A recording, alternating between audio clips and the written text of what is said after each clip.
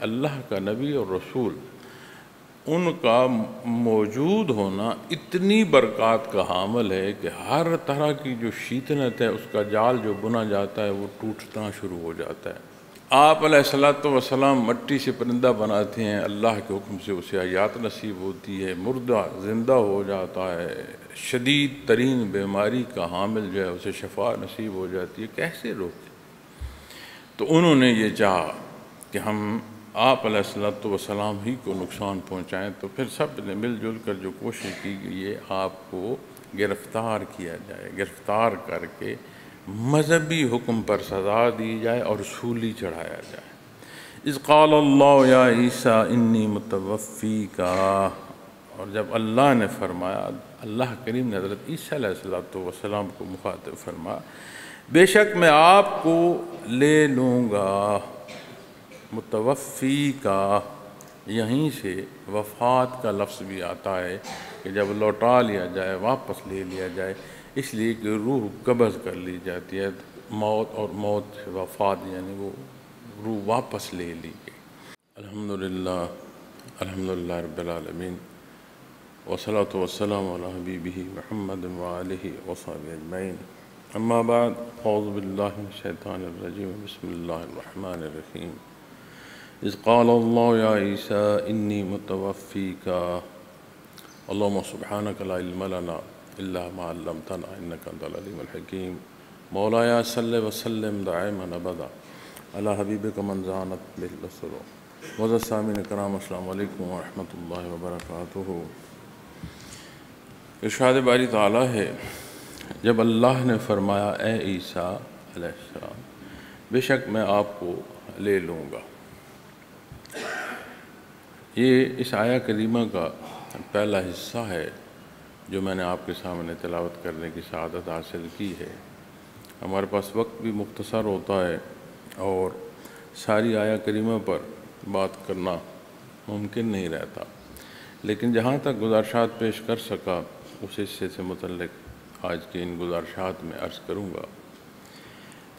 اس سے پچھلی آیت وَمَكَرُوا وَمَكَرَ اللَّهُ، انہوں نے تدبیر کی اور اللہ نے تدبیر کی، وَاللَّهُ خَيْرُ الْمَاكِرِينَ، اور اللہ بہتر تدبیر کرنے والے ہیں۔ میں نے عرض کیا تھا کہ یہ جو حصہ مکر کا اردو میں ہم استعمال کرتے ہیں، اسے ہمیشہ مکر و فریب کے ساتھ، یعنی مکر کا مطلب فریب ہوتا ہے، مکر و فریب عموماً یہ استعمال ہوتے ہیں الفاظ اکٹھے، لیکن عربی میں جب بات مکر کی آتی ہے تو مکر تدبیر کے معنوں میں ہے، اور تدبیر کیسی ہے، اس عمل کے جو حصہ ہے وہ مثبت ہے یا منفی ہے، یعنی جائز ہے یا ناجائز ہے، اس پر پھر اس انحصار کے تدبیر کیسی ہے، صحیح ہے یا غلط۔ تو جب بات ان کفار اور مشرکین کی آئی جنہوں نے حضرت عیسیٰ علیہ السلام کے مقابلے میں حق انکار کرتے ہوئے اپنی خواہشات نفس کی پیروی کی، تو انہوں نے اپنی بے شمار تدبیریں کی۔ اس سے پچھلی جو آیات کریمہ ہیں اس میں بھی جہاں حواریوں کو آپ علیہ السلام نے اشاعت دین کے لیے حکم فرمایا اور وہ حصے جہاں لوگوں نے مخالف کی، تو یہ جو مکر اور فریب جنہوں نے کیا تھا، جو ہم اپنے اردو کے معنوں میں لیں تو ان کی تدبیر فریب کے معنوں میں تھی، تو جہاں انہوں نے حق کے سامنے رکاوٹیں ڈالنے کی کوشش کی، آپ علیہ السلام کو پریشان کرنے کی کوشش کی، نقصان پہنچانے کی کوشش کی، وَمَكَرَ اللَّهُ، اور اللہ کی تدبیر، اور اسی کو جب اس حصے میں دوسرے میں دیکھیں گے تو انہوں نے اپنی تدبیر کی، لیکن انہی میں سے اللہ کریم نے ایسے خوش بخت بندے پیدا فرما دیے جنہیں اپنے نبی اور رسول کے حواری خالص دوست ہونا نصیب ہوا، اور وہ جسے روکنا چاہتے تھے انہی میں سے ایسے لوگ اللہ نے برگزیدہ فرمائے، اللہ نے چنے جو حق کی ترویج کا کام کرتے رہے۔ اب یہ میں عرض کرنا چاہتا ہوں کہ جو بھی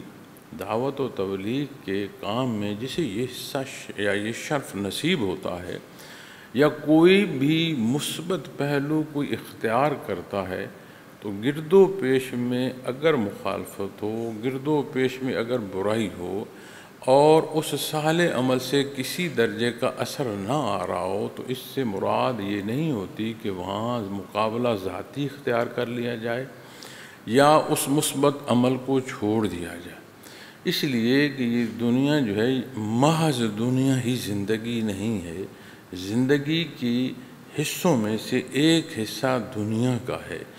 جو مکلف حصوں میں آتا ہے، اور کوئی برائی یا کوئی شیطنت ایسی نہیں ہے جس کا اختیار کلی ہو۔ یہ سارا کچھ جب وقتی ہے تو ان کا اختیار کلی کیسے ہو سکتا ہے؟ اس لیے کہ جب کوئی خرابی یا خرابی بڑھتی ہے اور اس کے مقابلے میں کوئی اچھائی ہے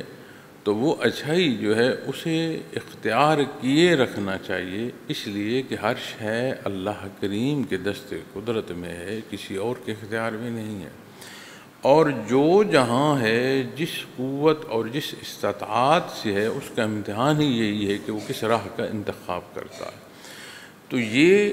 کہ آگے سے کسی نے مثبت جواب نہیں دیا یا جو کچھ دین کی ترویج اور دعوت میں کام کیا جا رہا ہے، جتنی کوشش کی جا رہی ہے اتنے نتائج مرتب نہیں ہو رہے، ان باتوں یا ان حصوں سے بندے کو اپنا کام نہیں روکنا، اس لیے کہ وہ جو کچھ کر رہا ہے نتائج کم مرتب ہوں تو بھی،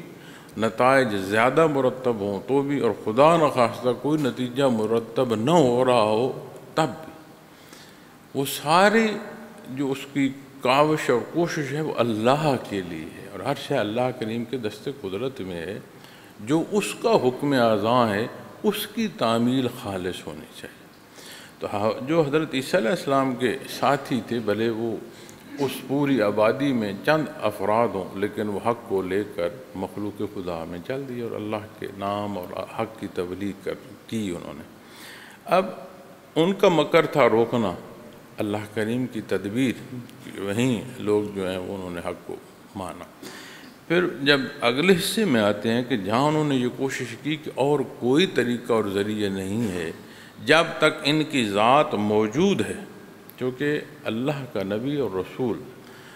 ان کا موجود ہونا اتنی برکات کا حامل ہے کہ ہر طرح کی جو شیطنت ہے اس کا جال جو بنا جاتا ہے وہ ٹوٹنا شروع ہو جاتا ہے۔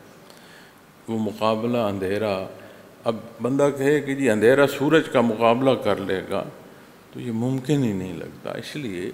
کہ اللہ کے جو نبی اور رسول ہیں انہیں اللہ کریم نے ایمان کا وہ درجہ عطا فرمایا ہوتا ہے اور اتنی تقویت من جانب اللہ انہیں نصیب ہوتی ہے کہ ان کے مقابل جھوٹ کھڑا ہو نہیں سکتا۔ سچ اور جھوٹ جب آپ کہیں مقابل کریں گے ہمیشہ سچ غالب آئے، اور پھر سچائی جو ہے اس کا منبع اللہ کا نبی اور اس کا رسول، جس سے مخلوق کو سچائی نصیب ہوتی ہے، کیونکہ حق اور سچ سارا اللہ جل شانہ کی ذات کی طرف سے ہے، اور وہ حصے جو مخلوق کو نصیب ہوتی ہیں ان کا منبع اللہ کریم اپنے انبیاء اور رسول کو بناتے ہیں۔ تو ممکن نہیں تھا، تو انہوں نے یہ پھر دوسری تدبیر کا جو پہلو ہے وہ یہ ہے کہ انہوں نے کوشش کی کہ آپ علیہ السلام کو ہی نقصان پہنچا دیا جائے، نہ آپ ہوں گے اور نہ ہماری جو اقتدار ہے اس کو جو ہے نقصان پہنچے گا۔ اب اقتدار میں نے لفظ استعمال کیا، مذہبی پیشوا وہ اور تورات کے علماء، یہ نہیں ہے کہ اس وقت کسی اور کتاب کی جو ہے وہ پیروی کی جا رہی تھی، لیکن اس میں اپنی خواہشات داخل کر لی گئی تھیں، اپنی مرضی تھی، جیسا وہ چاہتے تھے ویسے وہ تورات کو بیان کرتے تھے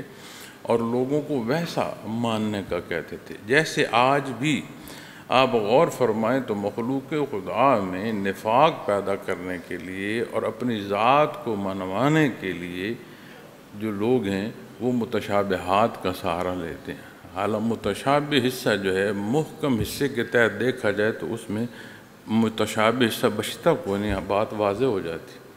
انہیں معلوم ہوتا ہے، لیکن وہ مخلوق خدا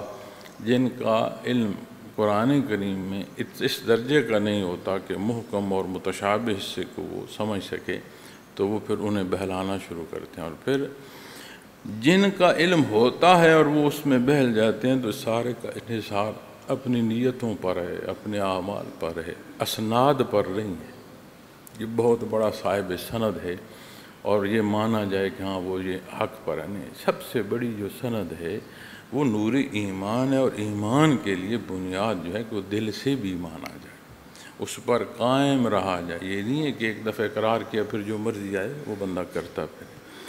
تو اللہ کریم نے جو تدبیر فرمائی اور انہوں نے جو مکر و فریب کیا، اب جب ان کی اور کوئی نہ چل سکی، روک نہ سکے، کیسے روکیں؟ آپ علیہ الصلوۃ والسلام مٹی سے پرندہ بناتے ہیں، اللہ کے حکم سے اسے حیات نصیب ہوتی ہے، مردہ زندہ ہو جاتا ہے، شدید ترین بیماری کا حامل جو ہے اسے شفا نصیب ہو جاتی ہے، کیسے روکیں؟ تو انہوں نے یہ چاہا کہ ہم آپ علیہ الصلوۃ والسلام ہی کو نقصان پہنچائیں، تو نہ آپ ہوں گے نہ ہمارے لیے جو ہمارے اختیار ہے اس کو فرق آئے گا۔ تو جو حکومت وقت یا بادشاہ ہے، انہوں نے پوری کوشش کی کہ یہ نظم اس طرح ہو کہ اسے اختیار جو سلطنت کا اس حصے کو اس سے ختم کیا جائے۔ مفسرین کرام اس میں دو حصے بیان فرماتے ہیں۔ ایک حصہ بیان فرماتے ہیں کہ ایک جب پوری وہ کوشش کی گئی اور آپ علیہ الصلوۃ والسلام کو طلب بھی کیا گیا اور کوشش کی گئی کہ آپ کے خلاف بات آئے، تو وہ ثابت تو کر نہیں سکتے تھے، تھی کوئی نہیں، تو پھر آپ پر جو اعتراض تھا وہ دور کر دیا گیا، لیکن انہیں آرام نہ آیا۔ دوبارہ انہوں نے ایسا جال بنا کہ اس میں آپ علیہ الصلوۃ والسلام کو نقصان پہنچایا جائے اور یہ ثابت کیا جائے کہ آپ مذہب کے خلاف ہیں۔ اور ایک بہت طویل عرصہ ایسا رہا ہے کہ جہاں کسی کو یہ ثابت کیا جاتا تھا کہ آپ مذہب کے خلاف ہیں تو انہیں سولی پر لٹکایا جاتا تھا کہ عمومی موت نہیں دینی، ایسی موت دینی ہے جس میں زیادہ تکلیف ہو، تو سولی پر چڑھا دیا جاتا تھا اور بندہ تڑپ تڑپ کر مرتا رہتا تھا، اور لاشیں جو ہیں وہ لٹکتی رہتی تھیں اور پرندے جو ہیں نوچ نوچ کر کھاتے رہتے تھے۔ آپ قرآن کریم میں وہ حصہ بھی دیکھیں، یہیں مصر میں جو بات تھی کہ قید والوں نے اللہ کے نبی سے عرض کی تھی کہ ایک نے کہا کہ میں یہ خیال کرتا ہوں کہ میں نے سر پر کچھ اٹھا رکھا ہے، اور دوسرے نے اپنی خواب دوسری جو ہے وہ بیان کی۔ حضرت یوسف علیہ السلام نے وہ جو پرندوں کو کھلا رہا تھا اس کی تعبیر بتائی کہ تمہیں سولی پر چڑھا دیا جائے گا اور تیرے سر سے پرندے کھائیں گے۔ تو قرآن کریم میں یہ مثال بھی وہاں بیان فرمائی گئی۔ تو اتنی تکلیف پہنچائی جاتی تھی کہ یہ بڑی ظلم کر رہا تھا، اس لیے اس کو اتنی شدید تکلیف دی گئی۔ تو پھر انہوں نے پوری کوشش کی کہ جب تورات ہے تو یہ اپنی طرف سے ایک کتاب بیان کر کے اور تورات کے جو احکامات ہیں ان میں تبدیلی کر کے اپنی ذات کو منوانا چاہتے۔ اب غلطی کو جب کوئی مان رہا ہوتا ہے اس میں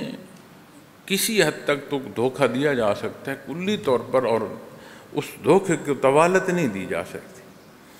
اب وہ جن کی حکومت ہے انہیں بھی یہ بات پسند آتی ہے کہ کہیں ہمارا اختیار نہ چلا جائے۔ اب جہاں حق بیان فرمایا جاتا ہے وہاں عدل اور مساوات آتی ہے۔ عدل اور مساوات جہاں آئے گی وہاں انسانی حقوق جو ہیں اس میں سارے برابر ہوتے چلے جائیں گے۔ انتظامی امور میں تفریق یا فرق ہوگا، انسانی حقوق سب کو ایک جیسے ملنا شروع ہو جائیں۔ اسی طرح آپ خلفائے راشدین کا مبارک زمانہ دیکھیں کہ امیر المومنین شدید بیمار ہیں اور خوراک وہ کھا رہے ہیں جو ان کی بیماری کو بڑھا رہی ہے، تو عرض کی گئی کہ آپ اپنے لیے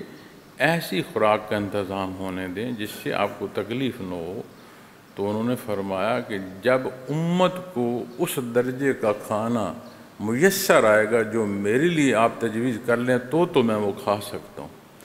ایسا نہیں ہو سکتا کہ آپ صلی اللہ علیہ وسلم کی امت کو جو کھانا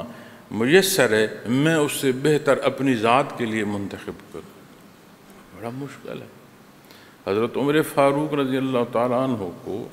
باہر سے آیا ہوا ایلچی ملنا چاہتا ہے، مدینہ منورہ آیا اور حیران ہے کہ محل نظر کہیں نہیں آ رہا، کچی آبادی، مختصر سی آبادی ہے، کوئی محلات کا پہلو ہمیں نظر نہیں آ رہا، تو اس نے کہا شاید باہر کسی طرف کو الگ بنا ہو، کسی اوٹ میں بنا ہو۔ تو اس نے جب پوچھا کہ میں امیر المومنین سے ملنا چاہتا ہوں تو ان کی رہائش کہاں ہے، حیرانگی ہوئی اسے جان کر کہ کوئی رہائش کی ایسی نشاندہی نہ تھی جس سے محلات جو ہیں وہ اسے نظر آتے، اور وہاں پر بھی وہ میسر نہیں تھے، موجود نہیں تھے۔ تو پھر اس نے پھر متجسس ہوا جی کہ میں نے ملنا ہے، مجھے بتائیں۔ تو آخر جو اسے راستہ ملا وہ یہ تھا کہ آپ رضی اللہ تعالی عنہ، حضرت عمر فاروق رضی اللہ تعالی عنہ امیر المومنین، جن کا اختیار دنیا کے معلوم حصوں میں کثیر حصے پر ایک اختیار جو ہے نا، ایک حکومت کثیر حصے پر وہ آپ رضی اللہ تعالیٰ عنہ کے جو حکم کے تحت، اتنا معلوم ہو سکا کہ امیر المومنین اس طرف گئے، ایک طرف کا اشارہ کیا ادھر جا کر دیکھیں، تو اور تھوڑا آگے گیا تو کسی نے بتایا ہوگا، کوئی ساتھ چلا ہوگا۔ تو آپ رضی اللہ تعالیٰ عنہ آرام فرما رہے ہیں اور ریت ہے، کوئی پہرہ دار نہیں، کوئی معاون نہیں، اور جہاں آپ لیٹے ہیں وہ کھجور کا سایہ تھا، اور کچھ ہی دیر میں سایہ سرک گیا، آپ پر دھوپ پڑ رہی ہے اور آپ کا پسینہ مبارک جو ہے وہ ٹپک ٹپک کر زمین پہ جذب ہو رہا ہے، اور آپ مزے سے سو رہے ہیں۔ تو اس ایلچی کو امیر المومنین کا دیکھنا ہی اس نے مبہوت کر دیا۔ اب بات اس طرح ہے کہ جب حق نافذ ہوتا ہے تو انتظامی تقسیم اپنی جگہ، اس انتظامی تقسیم میں امیر المومنین عمومی انسانی حصوں میں ایک ریت پر مزے سے سو رہے۔ تو یہ بات جب بندہ حق سے یا دینی احکامات سے دور ہوتا جاتا ہے نا، تو یہ پھر ہضم نہیں ہوتی، سننے میں اچھی لگتی ہے، اختیار کوئی نہیں کرتا۔ تو انہیں بھی تکلیف تھی کہ یہ سارا ہمارا اختیار نہ جاتا رہے، تو پھر سب نے مل جل کر جو کوشش کی کہ یہ آپ کو گرفتار کیا جائے، گرفتار کر کے مذہبی حکم پر سزا دی جائے اور سولی چڑھایا جائے۔ اذ قال اللہ یا عیسیٰ انی متوفیک، اور جب اللہ نے فرمایا، اللہ کریم نے حضرت عیسیٰ علیہ السلام کو مخاطب فرمایا، بے شک میں آپ کو لے لوں گا۔ متوفیک، یہیں سے وفات کا لفظ بھی آتا ہے کہ جب لوٹا لیا جائے، واپس لے لیا جائے، اس لیے کہ روح قبض کر لی جاتی ہے، موت، اور موت سے وفات یعنی وہ روح واپس لے لی گئی۔ بڑا خوبصورت حضرت جی رحمۃ اللہ تعالیٰ علیہ یہاں جو ہے تفسیر فرماتے ہیں، وہ فرماتے ہیں کہ بعض وہ جنہوں نے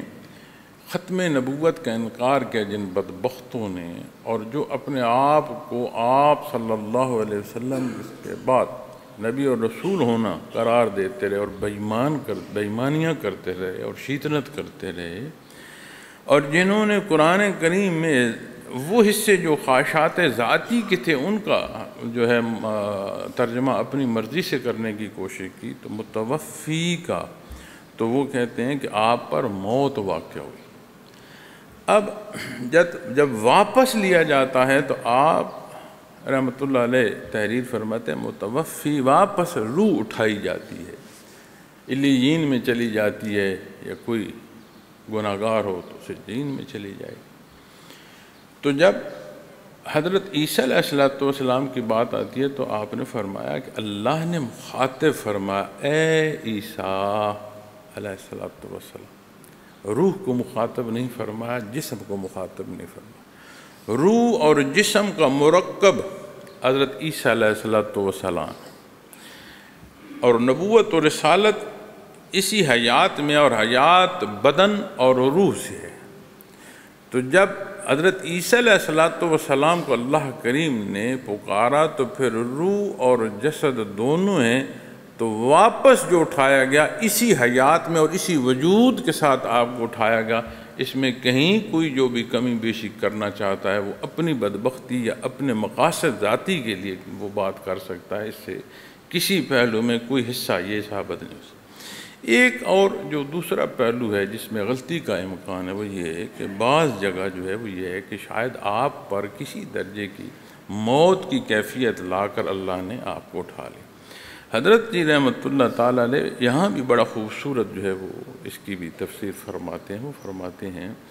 آپ کو موت ہی کے لیے گھیرا جا رہا ہے، مکر اور فریب جو کیا جا رہا ہے، آپ علیہ الصلوۃ والسلام کی موت ہی کے لیے یہ ساری تدبیریں کی جا رہی ہیں۔ اللہ کریم نے بھی آپ کو وہیں موت دے دی تو پھر فرق کیا پڑا؟ وہ جو بدبخت مکر اور فریب کر رہے ہیں اور جو اللہ جل شانہ تدبیر فرما رہے ہیں، دونوں کے نتائج جب ایک ہی ہوئے تو پھر فرق کیا ہوا؟ تو وہ فرماتے ہیں انہوں نے خواہش کی آپ علیہ الصلوۃ والسلام کی نعوذ باللہ موت کی، اللہ جل شانہ نے آپ کو اٹھا لیا حیات سے۔ یہاں یہ فرق سامنے آتا ہے کہ وہ جو چاہ رہے ہیں اگر وہی ہو جائے تو ان کی تو خواہش پوری ہوگی، پھر ان کی اور اللہ کریم کی جو تدبیر ہے اس میں کیا فرق رہ گیا؟ ان کی تو خواہش پوری ہو گئی۔ چونکہ واقعہ یہ ہے کہ جو آپ کے پیچھے آپ کو گرفتار کرنا چاہ رہے ہیں اور آپ جس مکان میں داخل ہوئے اسے گھیرا گیا، آپ کے پیچھے جو شخص جو ان کا ذمہ دار تھا داخل ہوا، تو آپ علیہ الصلوۃ والسلام کو اللہ کریم نے آسمانوں کی طرف اٹھا لیا۔ نبی کریم صلی اللہ علیہ وسلم کا ارشاد مبارک ہے کہ آپ دوسرے آسمان پر آپ علیہ الصلوۃ والسلام کی نبی کریم صلی اللہ علیہ وسلم سے ملاقات ہوئی۔ تو جب آپ معراج کی حدیث دیکھتے ہیں اور اللہ کے جو انبیاء اور رسول ہیں ان کے آسمانوں کے حوالے سے تذکرہ آتا ہے تو آپ علیہ الصلوۃ والسلام دوسرے آسمان پر، پھر وہ جو داخل ہوا تھا جو ان کا ذمہ دار تھا اس کی شکل اللہ کریم نے آپ جیسی فرما دی، آپ کا ہم شکل ہو گیا، باہر پلٹا تو وہ کہتے ہیں اندر کوئی نہیں ہے، اور جو باہر والے ہیں وہ یہ مانتے نہیں ہیں کہ تو وہی ہے، وہ کہتے ہیں کہ ہمیں آپ دھوکہ دیتے ہیں۔ انہوں نے گرفتار کر لیا، اور عجیب بات ہے یہ کسی نے نہیں تلاش کیا جو داخل ہوا ہے وہ کہاں ہے، جو پلٹا ہم شکل ہے، تو پھر دو وجود تو اندر سے آنے چاہیے نا، یہ فرد زیادہ اگر افراد نہ بھی اندر ہوں تو جو گیا ہے اس کو بھی تو کمرے سے پلٹنا چاہیے۔ تو کسی نے نہیں پوچھا، اسے زدوں کو بے شمار کیا گیا، پھر اسے سولی پر چڑھایا گیا، کانٹوں کے ہار پہنائے گئے اور سولی پر چڑھایا گیا، اور ایک پورا جو ہے سزا کا عمل جو ہے اسے لاگو کیا گیا۔ تو جب آپ علیہ الصلوۃ والسلام کو اللہ کے حکم سے موت آنی ہے تو پھر موت تو ویسے بھی اللہ کے حکم سے آنی، تو وہ جو کافروں کی تدبیر تھی وہ تو پھر پوری ہو۔ تو یہاں بھی حضرت جی رحمۃ اللہ تعالیٰ علیہ فرماتے ہیں کہ متوفی کا، لیکن اس لوٹانے سے پہلے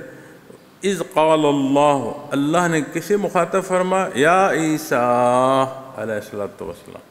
اور اللہ کا نبی جسے اللہ کریم نے ارشاد فرمایا روح اور جسد جو ہے یعنی وجود جو ہے یہ دو مل کر بات پوری ہوتی ہے۔ انسان کے وجود جو ہے وہ صرف وجود انسان نہیں ہے، نہ صرف روح انسان، روح اور وجود یہ ملتی ہیں تو حیات ہے۔ اس حیات کو مخاطب کیا جاتا ہے، اس حیات کا نام رکھا جاتا ہے۔ تو جب آپ علیہ الصلوۃ والسلام کا اللہ نے نام مبارک لیا تو پھر یہاں لوٹانے میں یہ بات نہیں ہے کہ روح لے لی گئی، کہ متوفی کا نہیں، یہ متوفی کا اطلاق کلی معنوں میں آئے گا اور پورے حیات کے ساتھ آئے گا، روح اور جسد دونوں پر۔ تب حضرت عیسیٰ علیہ الصلوۃ والسلام کا جو مبارک نام،